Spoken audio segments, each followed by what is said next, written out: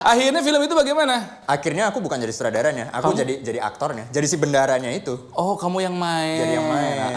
Cuman waktu main itu aku sering komplain ke sutradaranya, kayak kok milih angle-nya gini sih, kok milih propsnya gini. Akhirnya dia bete, ngambek, kamu aja lah yang direct gitu. Aku seneng abis itu. Take over sama kamu? Take over. Oh, bisa gitu ya?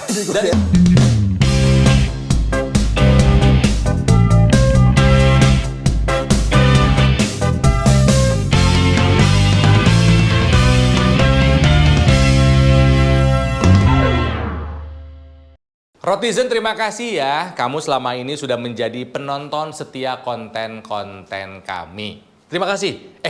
Jangan salah, kami punya yang baru loh. Yes, nih kalau misalnya Rotizen pengen menyaksikan konten-konten eksklusifnya Ronald dan Tika di RoTV, join membership RoTV dong. Klik. Yang lain nggak tahu, cuman kamu yang tahu. Yang lain pasti ketinggalan. Nggak masang iklan di sini. Oh iya, maaf. Iya. Nonton ya. Join ya membership RoTV ya. Sering kayak gitu. Katanya mau acting. Oh iya, bener-bener. Ulangi. Susah nih karakternya mau gini tuh gimana? Jangan cuy dong, cih aja. Cih gitu. Oke. Cih. Tuh kan, susah. Kamu minta maaf sama aku. Aku salah apa? Aku kudu minta maaf apa? Mikir. Kalau harus pakai minta maaf kan buat apa di lebaran? Kirim parcel. Nah, gue tuh udah pengen banget di casting. Lu abis ini udah itu karakter deh. Udahlah. Kenapa sih harus acting terus biasa deh? Karena acting kamu tuh nggak natural. Karena biasanya jadi orang Sunda sih sekalinya harus ngomong Jowo ya nggak bisa aku tuh. Sorry ya, kayak kamu tuh actingnya sinetron. Sorry. Nggak, sama film tuh beda. Loh, aku tahu. Lah.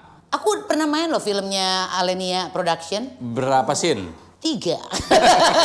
Pas tayang berapa scene? 1.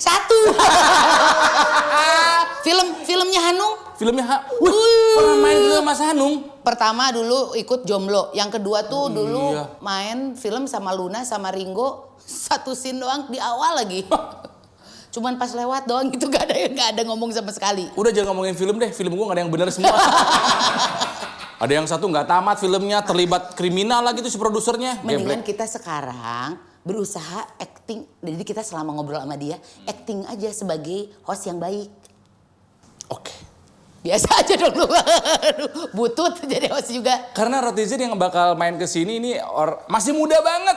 Betul. Tapi prestasinya luar biasa. Nah, yang bikin juga seneng adalah biasanya sutradara kalau misalnya filmnya lagi diomongin banget, susah diundang. Ini mah bisa menyempatkan diri, betapa kebanggaan bagi kami. Iya pastilah, aku tuh bangga banget karena dia adalah sumu banget. Kok sumu banget? Sutradara muda, banyak gelar udah didapat. Regas Banu Teja!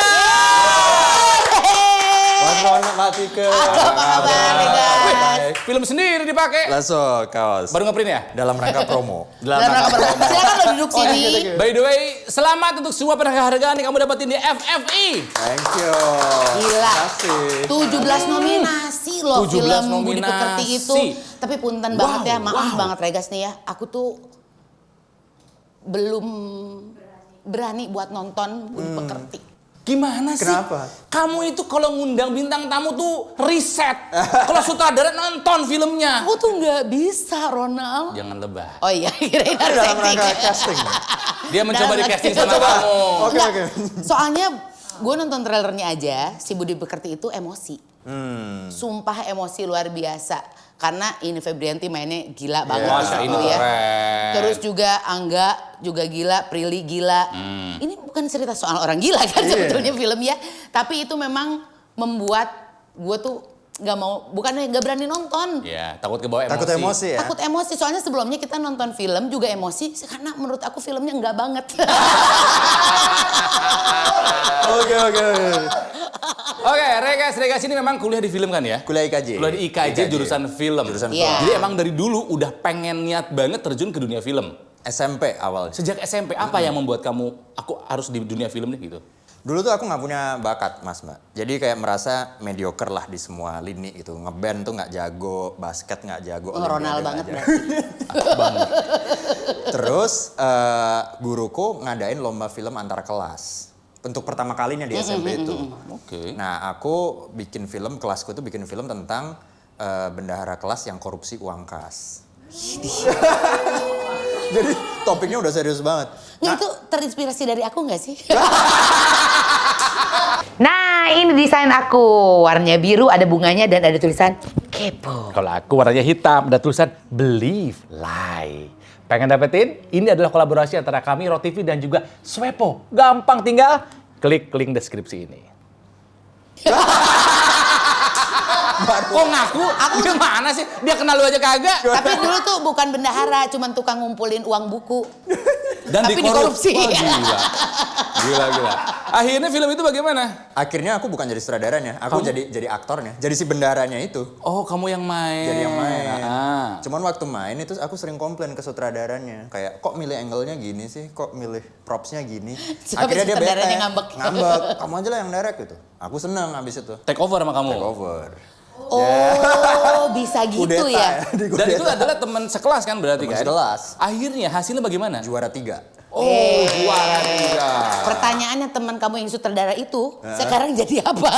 Jadi buka les-lesan bahasa Inggris. Jadi bukan les bahasa Inggris. Jadi emang nggak ada bakat. Emang nggak ada gitu. bakat. Emang ini bakatnya udah ada. Oke, tapi apa yang membuat kamu mencintai dunia film? Dulu wawasanku film tuh semua kebanyakan Hollywood. Film Hollywood gitu. Aku kerjaannya ya kalau nggak ke bioskop nonton Hollywood, kalau nggak di layar TV nonton Extravaganza. Bangga banget. Aku tuh SMP itu melihat Mas Ronald, Mbak Tike. Dan aku setiap jadwalnya Extravaganza tayang tuh, aku dan sekeluarga tuh pasti nonton di ruang TV. Setiap malam minggu ya? Iya, selalu. Itu always openingnya aja kita udah senang banget. Gitu. Oh ya? Alhamdulillah. Dan aku sukanya di situ salah satunya belajar bagaimana improvisasi aktor pada skenario. Itu kan ibuku selalu bilang, ini tuh selalu mereka Scripted. berangkatnya dari benang merah. Gitu. Terus nanti mereka berkembang. Terus aku tuh suka banget yang edisi yang misalnya ada film Desperado terus ditwist gitu. Yang didubbing. Itu lucu banget gitu. Misalnya, itu minum apa kamu? Ini jamu gitu. Tapi Regas mungkin harus tahu sebetulnya kalau Extravaganza itu scripted banget. Oh, justru malah bukan benang merah. Bukan benang merah. Makanya kita tuh bukan seorang komedian. Kita itu adalah aktor komedi. Aktor yang memerankan lakon komedi. Oke. Itu. Itu full scripted. Full scripted. Jadi Malah lebih kagum lagi. sebetulnya untuk main di film kita udah biasa banget. Iya, wow. Tapi nih, dengar-dengar katanya sebetulnya dari orang tua tuh kurang setuju kamu ngambil jurusan film. Iya, awalnya ragu. Awalnya suruh teknik industri. Standar banget orang tua lo. Karena kan IPA kan. Tapi akhirnya setelah aku yakinin mereka support banget sih. Apalagi ibu tuh sampai nganterin aku pendaftaran ke IKJ. Waktu itu dia nunggu di Cikini kan banyak kafe kan. Dia ngopi di situ, nungguin udah selesai daftarnya belum? Wow. Terus keterima. Dan memang langsung tujuannya jurusan film. Kenapa tujuannya IKJ nggak yang di Jogja aja? Di Jogja Kan ada isi. Isi waktu itu lebih ke broadcast. Jadi, jadi sekarang sudah ada film. Tapi waktu itu kalau nggak salah masih lebih spesifik ke televisi. Gitu. Sementara film itu cuma di IKJ. Oke, cukupkah bekal kuliah di IKJ pada saat itu setelah kamu lulus? Setelah lulus aku merasa lumayan cukup. Lumayan cukup. Yang kurang mungkin tentang lebih, dosenku tuh udah bilang, kamu tuh di IKJ itu kayak kuliah di surga, nanti kamu di industri film tuh neraka kamu. Lebih susah lagi. Aku kayak, apaan nih kuliah di IKJ udah kayak neraka gimana nanti di sana gitu kan. Iya kan katanya kalau IKJ mah masuknya aja udah di pelonconya habis-habisan gitu kan. Dulu juga Ronald di IKJ loh. Waktu itu pernah buat Extravaganza. Iya, dulu pernah ada off air lah apalah gitu. Bukan yang itu Extravaganza, kampus Extravaganza kan di IKJ kan itunya. Setnya ya? Castingnya. Oh, berat itu. Berat ya? Ya maksudnya orang IKJ-nya berat. Berat ya? Karena harus ngelucu di depan anak-anak IKJ kan. Biasanya anak-anak IKJ kan suka nyeleneh kan ya. Iya. Tapi cukup lah, aku belajar basic-basic, bahkan bikin film pakai celluloid gitu Mas. Yang sekarang udah gak diproduksi tuh masih ngalamin. Siapa orang film senior yang sempat ngajar kamu di sana? Riri Riza, Mas Riri. Mas Riri. Sama Mas Riri. Oh, that's why kamu Ada Apa Dengan Cinta 2 bikin BTS-nya. Yes. Oke. Semester 6 ada program magang kan. Terus aku daftar, Mas Riri lagi syuting apa gitu. Waktu itu dia lagi nonton film di Kineforum. Aku ada nih mau bikin film di Jambi tentang orang rimba. Oh, Sekolah Rimba itu ya? Sekolah rimba. Sebutet. Si Butet Manurung gitu kan. Terus saya boleh magang nggak Mas? Oh ya lihat film pendek kamu dulu sini gitu. Terus aku tunjukin. Terus minggu depannya dia bilang, udah aku udah nonton. Ini kita ada reading sama Prisiana Sution di kantor Milas, kamu datang ya gitu. Berarti aku diterima nih gitu ya. Nah itu di titik itu aku diterima jadi asisten sutradara 3 magang. Dan Oh, berangkat jadi sebelum ke BTS Jambi. itu. Oke. Tugasnya adalah mendirect ekstras di sana, figuran. Nah figurannya adalah orang rimba asli. Suku Wah, anak dalam susah kan ya? banget berarti. Wow, itu susah banget dong. Ya belajar bahasa sana jadi Indo berjalan saja ke Sioi gitu. Oh gitu. Gila. Ya karena Gitu. dia kan aktor dulunya kan awalnya waktu SMP. Mendalami. Jadi mendalami kalau suruh belajar bahasa begitu langsung bisa kan. Jadi gitu. koordinator ekstras. Asisten sutradara 3 magang yang tugasnya Oke. mendirect ekstras. Oh, berarti beda sama Eli Sugigi beda ya? Beda, Pikir. kalau Eli Sugigi kan koordinator ekstra. Begitu lo ngomong koordinator ekstras pasti Eli Eli Sugigi. Sugigi. By the way dia ikut jadi itu lah pileg loh. Oh iya, Legislatif. Oh iya. Iya bagus.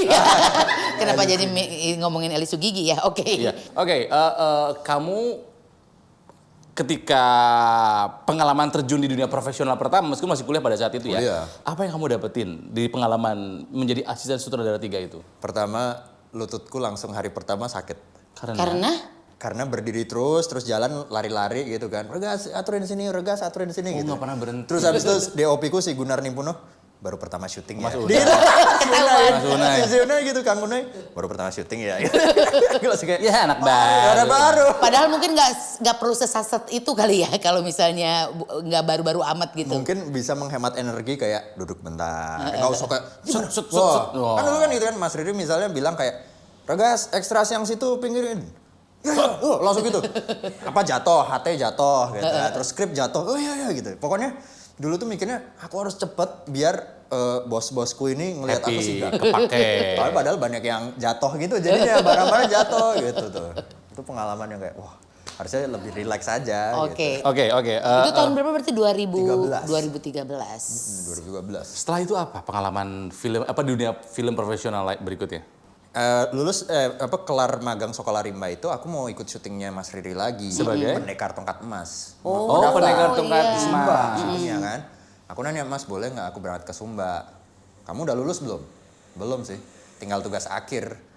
Ya udah lulusin dulu, aku nggak mau kamu ikut kita tapi belum lulus. Setelah lulus baru kamu bisa bebas di industri. Oh gitu, ya udah deh.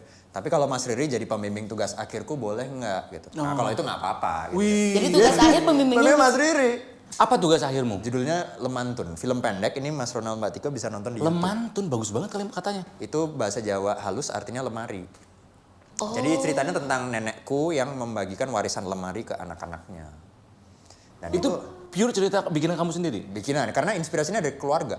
Dari keluarga asli, waktu itu lebaran dia Bagi-bagi nenek ya. lemari. Bagi-bagi lemari. Si Lemantun ini dapat penghargaan juga kalau nggak salah. Ya? Dapat di XX1 Short Film Festival. Oh my god.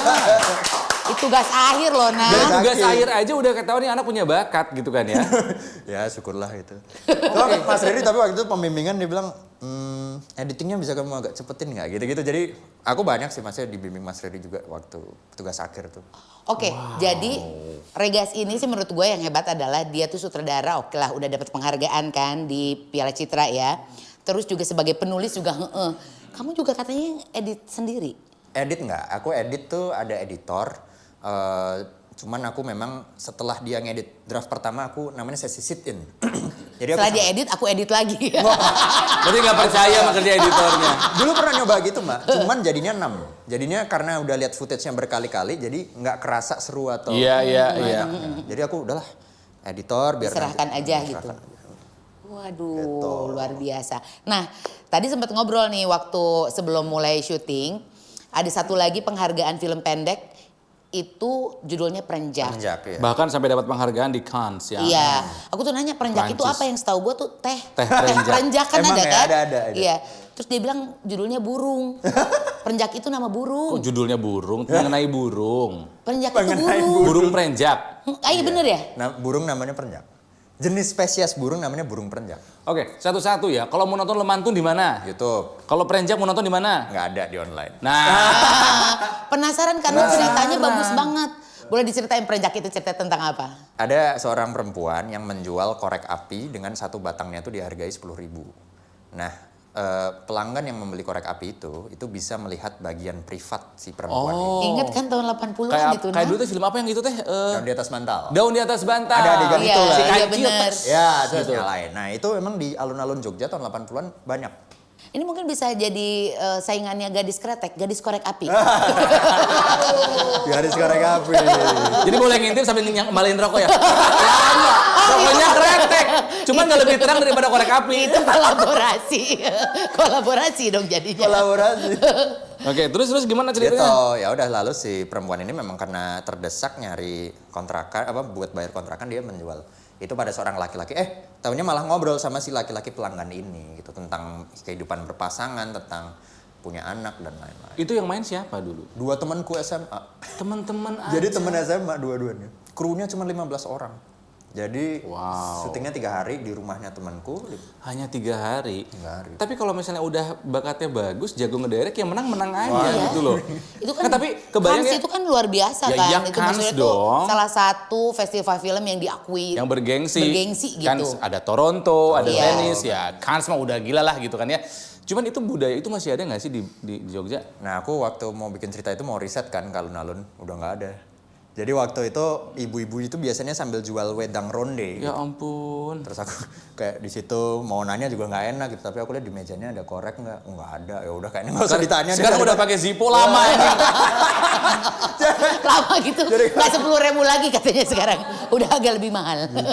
Oh my Udah nggak god. ada. Katanya terakhir tahun 90 akhir. Habis itu udah nggak ada. Nah, Wow. di festival Cannes udah dapat dari perenjak itu.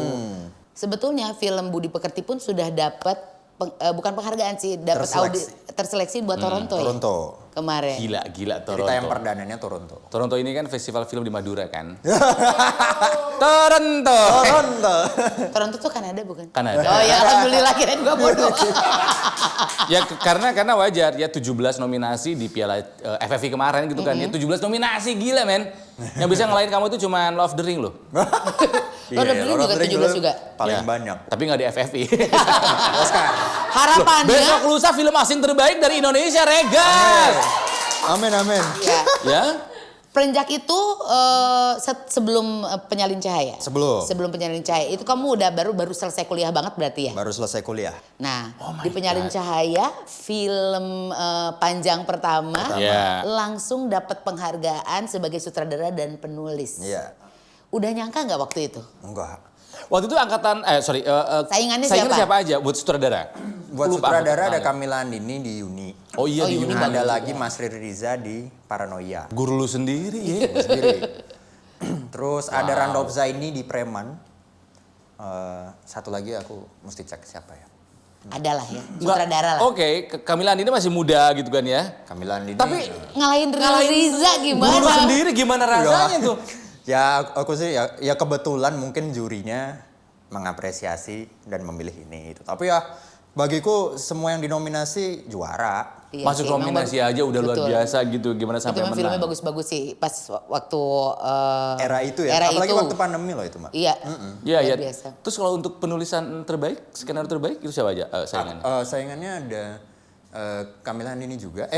Kamila Andini dan penulisnya waktu itu ada Mbak Prima Rusdi di Uni. Oh, Prima Rusdi, ADC Terus juga. ADC kan. Terus waktu itu yang nulis Preman juga kalau nggak salah. Ikang Fauzia.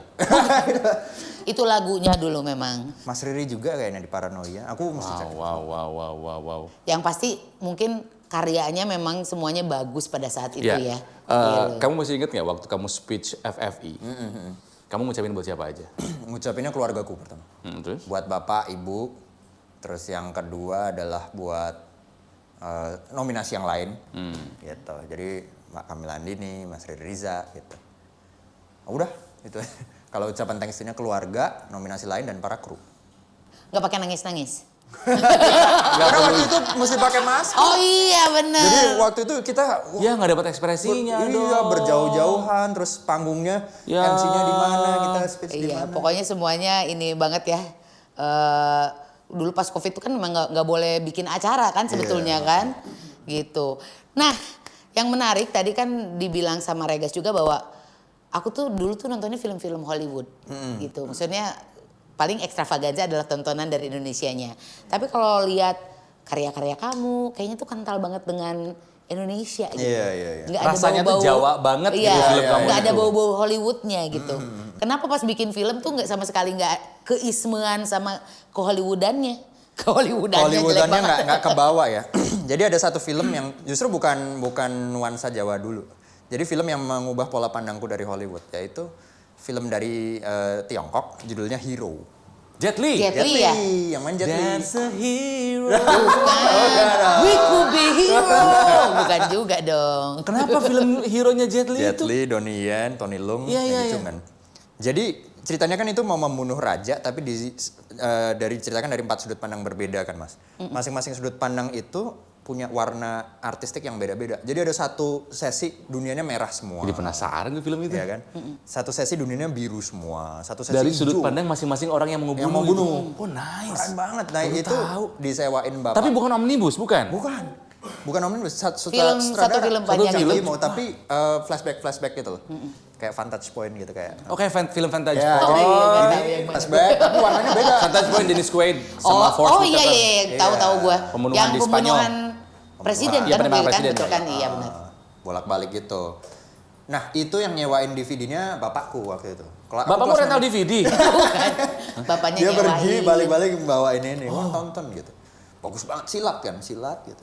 Nah, di situ aku ngerasa, oh, ternyata di luar Hollywood ada sinema yang lain gitu dan artistik banget. Setelah itu aku nonton opera Jawanya Mas Garin Nugroho. Yang mana artistik banget juga. Banget. Yes. Saking artistis nggak ngerti. Ini film apa sih? Aku waktu dulu waktu kecil juga nggak ngerti apa gitu. Perlahan-lahan ditonton lagi baru Iya. Film Mas Garin itu memang harus berkali-kali buat dicerna. dicerna. Ya bukan apa ya, gue istilahnya popcorn movie bukan. Daun di atas Bukan. bantal ya Mas Gan itu ya? Ya. Ya. Itu kan? Iya. Pasir berbisik? Nante Ahnas. Oh nanti Nante Anas, Ahnas. Gan. Yang terakhir yang itu yang si Muhammad Khan itu dapat Pucumbu, ya. Tubuh Indah. Oke, apa yang kamu dapetin dari film-filmnya Mas Garin? Semiotika. Jadi banyak perumpamaan kan. Kayak Mas Garin tuh banyak banget memberi perumpamaan rahim gitu. Jadi ada Eko Suprianto penari itu jadi Rahwana, ya kan gitu. Simbolisme semua ya. Dia kalau dia mah. jungkir balik kakinya di atas, tidur di pangkuan ibunya gitu sambil nyanyi. Terus aku pengen kembali ke rahim ibu gitu dia kalau ditranslate gitu. Terus Sinta yang dibakar tapi pakai kain kuning di Parangtritis gitu tuh. Semiotik banget.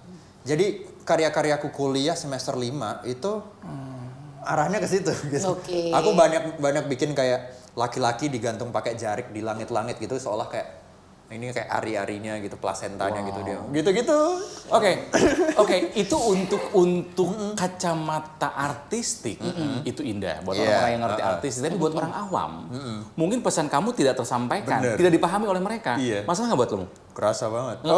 Jadi masalah nggak itu? Waktu itu awalnya kan pede banget kan aku terus tunjukin ke keluarga. Terus keluarga habis nonton film, opo iki. Gimana bagus nggak itu? Ya artistiknya sih bagus tapi aku nggak ngerti. Nah itu maksudnya. Jadi aku transisi waktu itu karena waktu itu suka banget terus habis itu ya udahlah aku kali ini nyoba realis, cobalah Lemantun itu. Ternyata setelah Lemantun keluarga aku nangis. Kan Terus aku- ingat karena kan Nah, diambil karena dari kasih ya, keluarga, keluarga juga. asli. Dan waktu itu di festival juga, banyak yang nangis. Terus aku kayak, kayaknya aku penasaran. lebih enjoy gini. Itu. Kalau yang semiotika tadi, aku mengenjoy prosesnya. Tapi mungkin kalau Oke. ini untuk ke Publik. penonton yang luas, mungkin nggak sering-sering amat gitu aku bikin. Ya, jadi memang harus ada kompromi ya antara idealisme kamu sama bagaimanapun ya harus ada selera pasarnya juga Iya. yang bisa diserap oleh mereka Iya. gitu ya. Ini aku penasaran pengen nonton Lemantun sih, kayaknya memang relate sama aku waktu pas mamah meninggal. Itu juga kan ada juga pembagian warisan Tupperware. Iya. Ya, Tapi bener nah gitu. Di saat orang lain kan suka berantem tuh kalau misalnya ada yang meninggal tuh kan pembagian warisan. Gue juga di rumah juga sempat ada keributan pembagian Tupperware pada saat itu. Tapi mungkin jadinya relate karena keluarga gue tuh bukan keluarga yang banyak hartanya, tapi kan yang begitu juga sebetulnya salah satu yang deket banget sama diri kita gitu kan gitu. Tupperware Ya udah bikin film. di mana yang hilang aja tutupnya akan lebih dicari daripada anaknya. Tapi itu memang bener. Setelah keluargaku bagi lemari, tahun lebaran berikutnya itu nenekku bagi-bagi barang pecah belah. Tuh. Jadi kayak cangkir, piring gitu. Padahal dia prinsipnya, aku tuh udah mau meninggal, aku pengen rumah ini segera kosong biar aku nggak kepikiran gitu. Jadi udah nih, dan waktu itu nenekku membaginya di undi. Jadi lemarinya kan ada 8, anaknya 8 juga. Karena setiap kali ngelahirin satu anak dia beli lemari baru. Oh my god. Jadi sama dia udah guntingin nomor di kalender gitu. Ditempelin di lemarinya, nih 1, 2, 3 gitu. Terus nih biar kalian nggak iri sama bentuk sama ukurannya, nih ambil deh gitu. Terus ngambil satu-satu, terus ya silahkan cari harta karunnya gitu. Oh ini aku gitu, yang nomor 1 gitu. Terus nenekku udah ngeprint nama, misalnya bapakku namanya Sabto Wibowo gitu, tempel gitu. Ya, terus budeku kayak Tuti Setiawati itu tempel gitu. Itu dalamnya ada isinya lemarinya? Dalamnya nggak ada, jadi kosongannya hanya lemarinya aja. Oke, bagi orang biasa itu hanyalah sebuah kegiatan dalam keluarga. Bagaimana kamu menangkap hal seperti itu menjadi ini menarik kalau dibikin film? Aku waktu itu, waktu itu aku selalu bawa kamera kemana-mana. Jadi di acara Lebaran itu aku dokumentasikan pakai kamera DSLR ku kan. Aku settingin. Hanya buat konsumsi pribadi aja? Pribadi, settingin hitam putih. Waktu pembagian nggak ada kepikiran mau bikin film. Tapi waktu di review lagi, lihat footage-nya kok indah banget ya. Lemari dengan tekstur kotak gitu. Terus undian kertas yang hitam putih itu. Terus nenekku ada kertas-kertas putih undian tuh. Itu menginspirasi. Jadi visual dulu sebenarnya awalnya. Pengen nonton. Iya kan, awalnya visual dulu. Terus dipikir-pikir, aku pengen nanya nenekku kenapa lemari yang dikasih. Awalnya aku berasumsinya kan jauh kan. Maksudnya di IKJ itu kan semuanya harus ada latar belakang alasan psikologisnya atau filosofisnya gitu. Terinspirasi Narnia kah gitu kan? Waktu itu aku mikirnya jangan-jangan ini simbol rahim ibu gitu. Karena lemari dibuka gitu kan. Terlalu banyak pemikiran ya. Gitu, sampai aku bikin scene rahim ibu juga di lemantun itu. Terus waktu itu nanya nenekku kenapa gitu. Ya nggak apa-apa sih, aku pengen barang di rumah cepat hilang aja. Ternyata nenek sesimpel itu, nggak ada yang lain-lain. Sesimpel itu nenek ternyata. Sama seperti tadi kita sempat ngobrol sama Ronald tentang film Budi Pekerti bahwa cerita awalnya itu sebetulnya simple gitu. Dari memang fenomena yang sekarang ada di mana orang tuh gampang banget memviralkan sesuatu. Terus ya orang tuh kan nggak pernah memikirkan apa dampaknya setelah dari memviralkan sesuatu gitu. Yeah. Jadi ceritanya kayaknya awalnya mah biasa aja. Ya makanya triggernya tuh hal-hal yang biasa sebetulnya kan. Tapi jadi luar biasa gitu hasilnya. Bagaimana cara kamu mendevelop hal yang sederhana itu yang bisa terjadi kita temui di kehidupan sehari-hari menjadi sebuah karya yang indah gitu loh. Yang rumit, yang kompleks, yang ada dramanya gitu loh, yang intens gitu. Pertama aku jadi sponge dulu. Jadi nyerap. SpongeBob. Diserap dulu semuanya. Pokoknya nyerap. Jadi aku ngumpulin berita-berita sosok ibu-ibu atau bapak-bapak yang tiba-tiba viral. Dan itu simple sepele-sepele loh. Ada yang ibu-ibu misalnya mengumpat bego lu gitu misalnya ke seseorang karyawan gitu. Besoknya udah jadi meme, jadi video remix. Iya gitu. benar-benar. Terus ada misalnya ibu-ibu yang mengumpat kata-kata pakai kata-kata binatang gitu. Besoknya jadi meme, bahkan jadi dance remix gitu. Aku ikutin kan ceritanya. Habis itu polanya berulang. Mereka disuruh permintaan maaf sama Ya. Habis permintaan maaf itu hidupnya mereka dia sharing nggak tenang. Jadi di rumah tetap masih sering dipanggil ibu bego misalnya gitu. Misalnya dia ada after effect-nya. Ada after effect-nya. Jadi nggak hilang Nggak gitu selesai aja. setelah minta maaf Jadi gitu kan. lebih ke hukuman sosial gitu ya. Dan dia nggak nyaman tinggal di rumah. Nah itu pola itu aku catat kan. Terus aku combine aja dengan kira-kira kalau kita menelisik kenapa dia marah, reason dia marahnya itu aku create. Kan kita nggak pernah tahu. Aku kadang pengen nanya ibu yang mengumpat yang di realita itu, kenapa kok sampai meledak banget? Jangan-jangan di rumah lagi banyak kerjaan kali, atau lagi ada suaminya lagi hubungannya nggak baik gitu kan, bisa jadi sampai dan marah tuh kan manusia. Iya. Nah ini aku bikin backgroundnya ya udah kalau reason marahnya ya Bu Prani seorang guru BK yang harus menanggung semua ekonomi keluarga karena suaminya sedang depresi. Betul. Gitu. Ya udah di-create, habis itu biasanya aku pakai struktur cerita, struktur skenario yang buat ngebentuk. Karena buat gue sendiri adalah ketika ada sesuatu yang viral tuh mikir dalam-dalam gitu. Ini pasti seseorang kalau misalnya lagi marah-marah pasti dilihat. Ini pasti ada triggernya kenapa marah. Mungkin gue tuh harusnya bikin cerita kayak Regas gitu ya. Nah, kalau misalnya mau bikin film berikutnya coba deh Tike deh. Iya. Kamu kan sering mengambil dari yang viral. Tike pas memerankan Ibu Mas Riah yang suka membuang kotoran ke tetangganya itu. Terus gue buang sampah tokai, lu juga ketangkap di CCTV, lu cocok ke? Lu cocok tuh. Ibu-ibu yang udah sama Ibu Wiwik itu loh. Maksudnya ada Wiwik, bagus kamu. Gak mau, aku gak mau. Aku belum siap. Oke, video viral yang mana yang kamu mau dibikin filmnya dan Regas yang nyutradarain? Yang marah-marah di pesawat tuh boleh. Marah-marah di pesawat yang kenapa? Ada yang ibu-ibu yang udah sama dia minta tuker kursi, udah gitu dia marah sama orangnya gitu, sama orang yang mau nuker kursi sama dia. Nggak rame tuh. Aku tuh nggak mau rame-rame teuing. Tapi ya itu sampai gue nggak berani nonton itu film karena takut emosi. Iya. Oke, jadi Rotizen kalau misalnya kamu menyaksikan acara ini ya dan masih ada Budi Pekerti di bioskop, tonton. Iya. Nah itu yang bikin gue juga sedih karena mungkin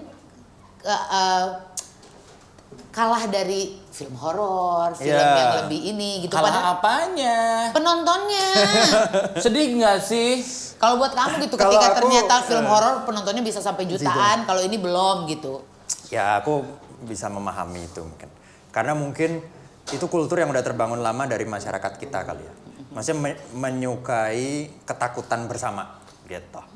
Jadi datang ke bioskop itu untuk merayakan ketakutan bareng-bareng. Kayak ke suatu wahana gitu rasanya. Dan jadi emang sengaja datang bayar buat ditakut-takutin. Iya. Gitu kan. Dan itu tawa sebetulnya. Kalau di flashback misalnya dari zaman kita masih sebelum Indonesia merdeka atau zaman kerajaan gitu, mitos-mitos tentang jangan keluar sore-sore nanti ada hantu ini, itu kan udah dari dulu gitu. Ya, mungkin itu udah kebawa merasuk ke masyarakat kita. Sebetulnya mitos di Indonesia itu ya kayak nggak boleh keluar sore-sore itu kan patah. Semenjak Denny Malik menyanyikan lagu Jalan Sore. Jalan sore kita berjalan. Habis itu mitos itu patah. Tapi kan bukan jalan maghrib dia bilang sore doang. Sore itu cuma sampai jam 5. Sore kan sore. Nah kalau ngelihat fenomena bahwa film yang temanya horor atau temanya lebih pop itu lebih banyak penontonnya, kamu ada keinginan nggak sih untuk bikin film? Gue pengen nih jadi ya kayak Joko Anwar dulu kan dia film pertama Joko Anwar gue main tuh Janji Joni terus ada Kalah terus mulai thriller modus anomali. Nah ketika Pengabdi Setan lanjut ke Impetigor sekarang mau bikin Siksa Kubur gitu kan terus gitu. Joko udah menemukan kenyamanan di sana, kenyamanan ngedayat, ternyata kenyamanan secara jumlah penonton juga banyak dan sebagainya. Ada nggak kemungkinan seorang Regas membuat film horor? Masalahnya aku itu penakut. Aku ngebayangin nulis skenario sendiri aja takut aku. Jadi aku ingat ya film horor yang aku tonton pertama waktu SD itu Jelangkung. Rizal Mantovani sama Jose Purnomo. Itu. Jadi ada adegan di kolam renang lagi berenang terus ada hantunya lewat tuh. Itu setiap kali aku ke kolam renang habis gini, itu takut kayak gini. Wah anjir, ntar kalau ngelihat gimana ya? Jadi buat nulis aja lu udah takut ya? Takut. Waktu itu tanteku udah kuliah nonton nih gitu. Habis itu aku kayak lihat horor tuh takut gitu. Aku ngebayangin gimana kalau ntar aku harus ngerevisi skenario malam-malam sendiri. Itu malas banget. Jadi alasannya aku emang penakut buat film horor, apalagi bikinnya gitu kan. Dan mending kayaknya nggak usah deh. Gua kasih bocoran, Joko Anwar tuh seorang penakut loh. Oh iya. Karena gue sama Joko sekantor. Oh iya. Gitu. Pernah lama sekantor. Kami kontraktor dulu. Kontrak doang gitu kan. Kontrak rumah bareng karena patungan. Joko perusahaan film, aku perusahaan scoring film. Gitu. Cuman ketika dia dapat Pengabdi Setan meledak, dapat penghargaan. Investor gede. Punya kantor sendiri. Langsung ya. Enggak gue. Cuman Jokonya doang. Maksudnya jadi kecil kemungkinan Regas bikin film horor. Kecil. Kalau film cinta-cintaan? Cinta-cintaan masih mungkin. Tapi dengan latar belakang Nusantara juga, maksudnya itu enggak Bebas sih, nggak harus di Nusantara. Misalnya ke luar negeri boleh, tapi aku merasa apa yang terjadi di Cinta Dalamnya itu ada sisi kehidupan yang jarang dibahas. Gitu. Nah itu dia tuh pinter bisa melihat hal-hal yang nggak yang remeh-temeh gitu ya. Contohnya misalnya, tapi nggak pernah diperhatiin sama orang. Marriage Story gitu yang di Netflix, Noah Baumbach gitu. Tentang 2 orang mau bercerai gitu, tapi Adam Driver sama Scarlett Johansson. Johansson. Oh my god. Itu di satu sisi ada love-nya, tapi di satu sisi ada yang kayak thrillingnya karena mereka kayak punya demand masing-masing terhadap perceraian ini gitu. Nah itu kan menarik untuk diangkat gitu. Aku arahnya gitu. Oke, kalau mau bikin film tentang Marriage Story, nih jagonya. Wah, actingnya piala cita saya mah. Marriage Story. Iya, kalau kisah tentang yang Scarlett Johansson ya? Iya. Udah ngomong tadi. Banget. Nggak, kalau misalnya mau bikin tentang hubungan perceraian gitu kan ya, harus sama yang udah berpengalaman ya. Ya nggak usah juga, nggak juga. Nggak, maksudnya kan banyak gitu di luar sana yang sudah iya. mengalami kepahitan. Nggak, mungkin lu nggak main, mungkin lu sebagai sumber inspirasi. Based on true story of me. Oke. Nah, setelah Budi Pekerti lagi develop film baru juga. Lagi. Tentang Iwan ya? Habis Budi Iwan dong. Budi Iwan Wati kakaknya Arman. Katanya Iwan tuh Iwan to break free katanya. Ada proyek apa berikutnya Regas? Tahun depan aku mau syuting, tapi syutingnya di tengah kemarau. Kali ini sebenarnya filmnya lebih ke suatu film yang ada spiritualnya. Bukan horor, tapi ada spiritual dan magical realism. Oh my god, aku mau dong. Tapi bukan horor. Iya. Nggak apa-apa. Gitu. Oh nggak apa-apa. GR banget lu. Ini ceritanya di Tanah Sunda kan? Perbatasan Sunda dan Jawa Tengah. Yes! Gua bisa aja lah. Enggak, soalnya kan gue udah bilang tadi sama Regas bahwa gue tuh nggak bisa keluar dari kesundaan gue gitu. Udah nempel. Jadi kalau gua ya, gua tuh memang termasuk jarang main film. Bukan prioritas bagi gua tuh film, karena kalau gua kan lebih ke cari duitnya MC aja. Duitnya langsung gitu loh. 4 jam, treng. Langsung. Sementara kalau syuting film udah mau 2 bulan segitu bayarannya. Iya, benar. Tapi kepuasannya. Nah makanya sekarang gua udah cukup dengan materi lah. Bener ya? Bener ya? Siap. Bener ya, lu udah Cukup dengan materi yang singkat, cerita agak panjang boleh. Ya maksudnya gini. Untuk main, gue seneng acting dan demikian. Gue lagi kangen acting. Udah lama gue nggak acting, gitu kan ya. Tapi ada beberapa syarat. Ada 4 cocok. Yang pertama cocok peran. Iya. Stereotipnya komedian. Kita komedi ya memang. Padahal kami lebih dari seorang komedian atau aktor yang memainkan peran komedi. Ya, yang pertama cocok peran. Yang kedua Cocok cerita. Waktu. Cocok waktu, betul. Cocok waktu. Ya, karena kan ada yang kayak kemarin sebetulnya diminta beberapa film tapi harus 2 minggu di pedalaman Kalimantan. Gitu kan ya. Sherina tuh sempat diminta buat jadi ya wajah penjahat. Oh mungkin lu mestinya jadi perannya si Bima kali ya? Mungkin. Cocok sutradara. Kita udah cocok nih. Makanya. Karena sama Regasnya cocok banget nih kayaknya. Kalau kamu nawarin, semua tergantung cocok harga.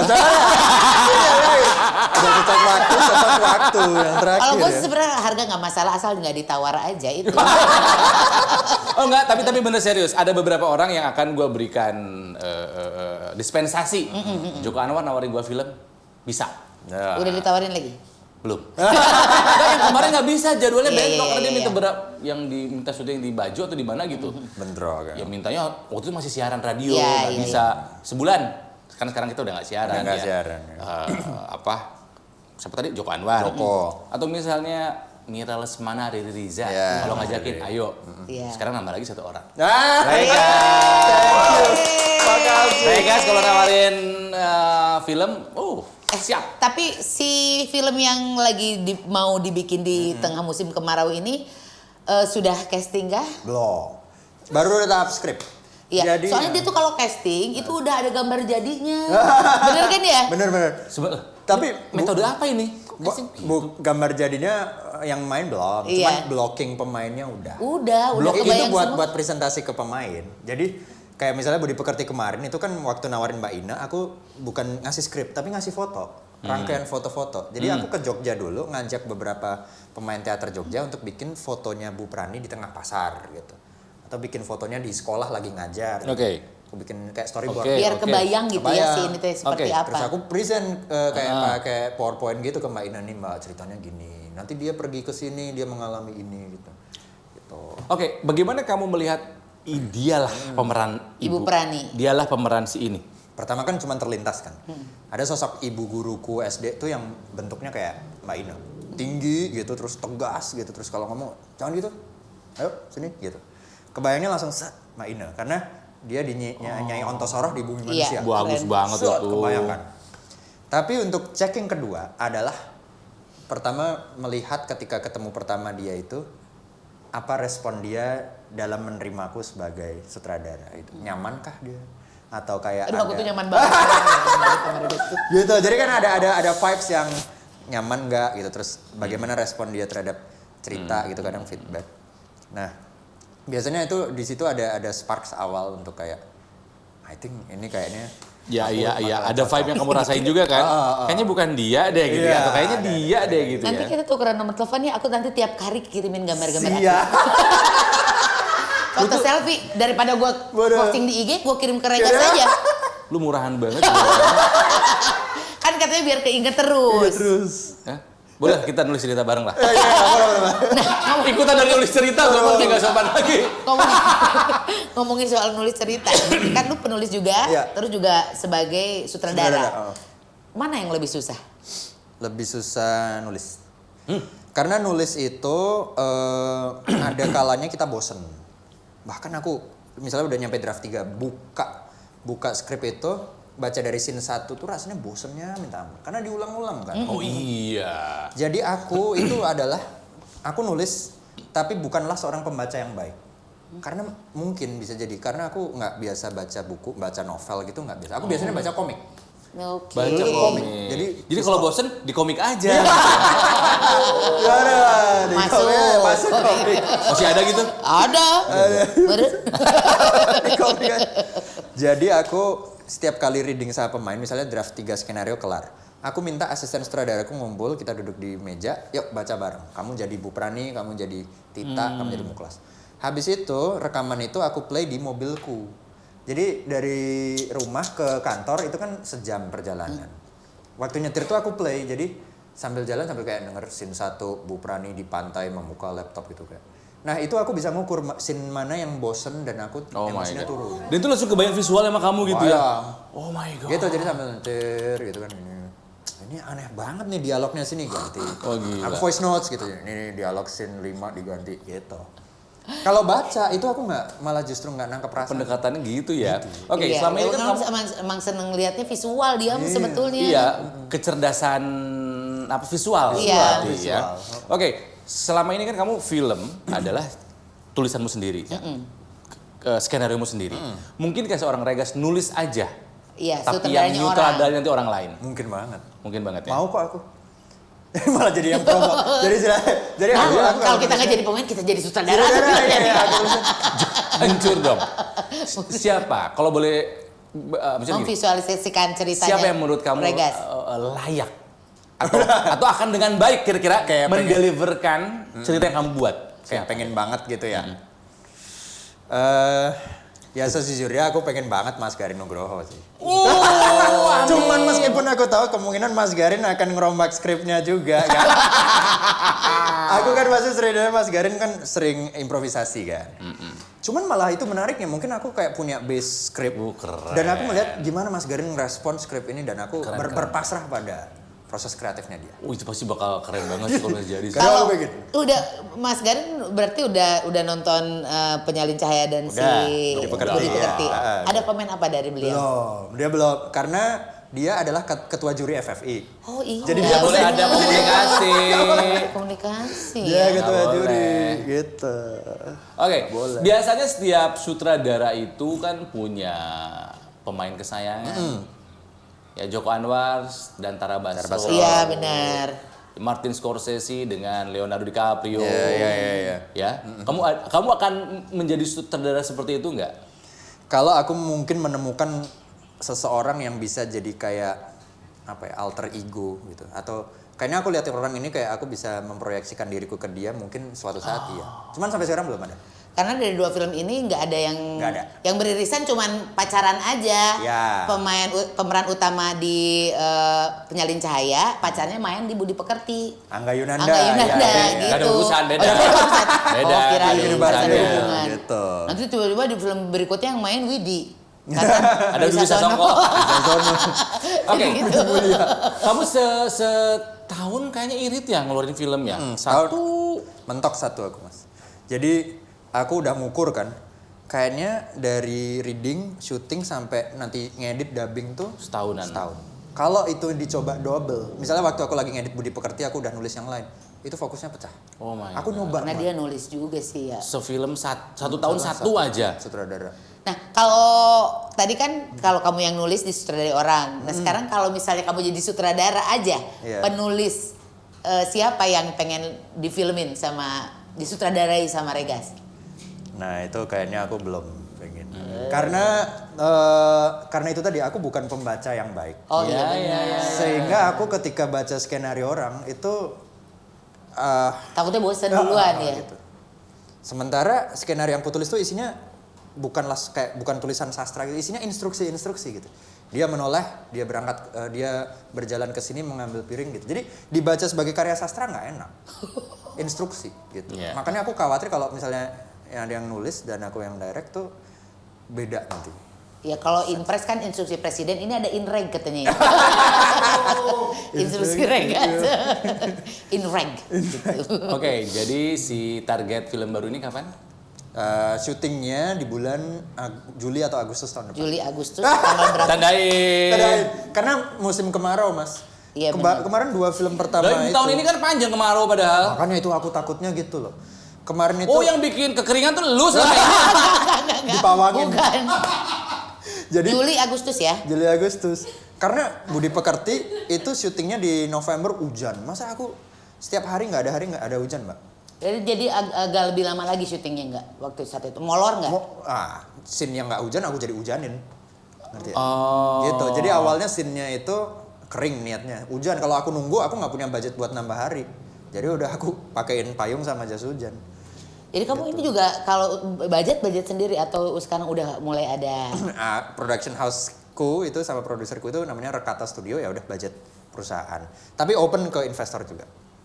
Investor invest. 10 juta cukup? cuman mampu segitu. Itu mau konsumsi sehari aja nggak cukup. Gila lu ya. Tapi kan aku turut andil gitu di film itu. Iya. Regas, masih muda kamu, perjalanan kamu masih sangat panjang. Di usia yang masih muda aja udah banyak dapat penghargaan dengan karya-karyanya yang bagus di atas rata-rata. Iya, tidak hanya di nasional tapi internasional juga pengakuannya. Jadi gue sih yakin akan masih banyak karya-karya dari Regas berikutnya. Amin. Juli. Ya. Amin, Mas. Sekarang berjaya di Indonesia dengan Piala Citra dan lain sebagainya. Besok lusa film kan di Cannes sudah ada, di Toronto udah ada. Udah kena radarnya. Udah masuk radar. Ya, internasional. tinggal nanti masuk jadi film terbaik di Oscar misalnya. Amin. Dan tiba-tiba di hire sama 20th Century Fox misalnya, sama Paramount, ya sama Sony Pictures gitu kan ya. Tiba-tiba di Amerika kamu membawakan ceritamu tapi dengan aktor Hollywood. Siapa maunya? Jet Li dan Donnie Yen itu. Aki-aki pasti ceritanya tuh. Ya. Aku dari dulu tuh pengen Eddie Redmayne. Eddie Redmayne. Oh aneh, mukanya aneh dan memang actingnya keren. Jadi cewek aja dia keren. Nggak aneh banget mukanya, ganteng. Mukanya unik tahu Eddie Redmayne itu. Di Danish Girl, terus di apa yang bis-bis teh? Terus ada Harry Potter teh naon? Fantastic Beasts. Fantastic Beasts. Iya. Why Eddie Redmayne? Dia serius banget ke teater dan ke aktoran. Jadi berbagai karakter tuh dia peranin gitu, betul. serius, concern, dan orangnya juga nggak aneh-aneh gitu. Ya dia masih di Inggris masih pakai public transport gitu. Dia ya naik kereta gitu gua biasa. Banget sih. Jadi aku tuh selalu suka orang yang emang dedikasinya sungguh ke. Kalau dari Eddie Redmayne juga mungkin Keanu Reeves yang masih suka pakai transportasi umum. Eddie Kemod aja duluan tuh yang bikin. Nah gue itu aja deh, film yang ada Eddie Redmayne aja gue yang main. siapa tahu tuh ke lah jualan nggak apa-apa ya. Lawan mainnya siapa? Eddie Redmayne. Kalau untuk perempuan. Kalau ceweknya. Sebentar, gue tebak. Ya. Gaya-gayanya kan gitu kan ya. Eddie Redmayne berarti agak lebih muda. Coba siapa lu kayak nonton film-film Hollywood aja sekarang. Jennifer Lawrence. Jennifer Lawrence aku suka banget aktingnya, tapi buat style ceritaku ada yang lebih. Harus agak yang lebih indie. Zoe Deschanel. Zoe Deschanel, Harusnya lebih muda, yang muda-muda sapi ya. Asia Carrera. Itu boleh tuh untuk perenjak versi. Siapa? Coba kalau cewek. Justru aku tuh pengen banget Emily Blunt. Emily Blunt. Dia nggak kepikiran. Lucu banget orangnya. Kemarin baru nonton filmnya Emily Blunt yang Oppenheimer. Obat itu yang obat. Ya, Oppenheimer. Komik. No. Di Netflix. Yang dia sama si Steve Rogers itu siapa Captain America itu? Oh, iya yang Chris baru ya Evans, benar. Tentang farmasi. Oke. Emily Main di Blunt. situ. Ya. Saya kira di Oppenheimer jadi istrinya Oppenheimer. Oh itu Iya, keren. keren Dan juga. Cillian Murphy is gokil Tapi itu. Emily Blunt ya. memang keren sih. Iya. Main segala macam Itu peran film juga dia. saking gua menikmati Oppenheimer, setengah film gua tidur. Jadi gua nikmat banget di film gila. Mestinya judulnya mungkin Open Your Eyes. Karena ledakan duar. Rega, terima kasih telah meluangkan waktu ya. Makasih Mas Ronald. Sukses terus. Thank you. Mudah-mudahan di film berikutnya pun banyak penghargaan juga. Amin. Ya. Nominasi penghargaan yang didapat. Please Ronald Tika nanti tinggal di save aja nomor. Maksudnya kami tidak ya berharap main di film kamu ya sangat membanggakan. Iya, tapi minimal di casting aja udah seneng. Gue Siap. sebenarnya nggak usah di casting, gue mah cuman pengen ntar gue bisa bercerita lagi tentang filmnya dia juga itu udah luar. Maksudnya di film berikutnya dia bisa datang lagi ke sini buat cerita tentang filmnya itu udah luar biasa. Minimal di casting aja. Pastinya.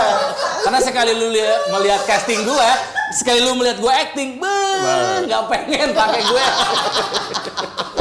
Nah, Rotisun kalau suka sama obrolan kita di episode ini, jangan lupa like, comment, and subscribe.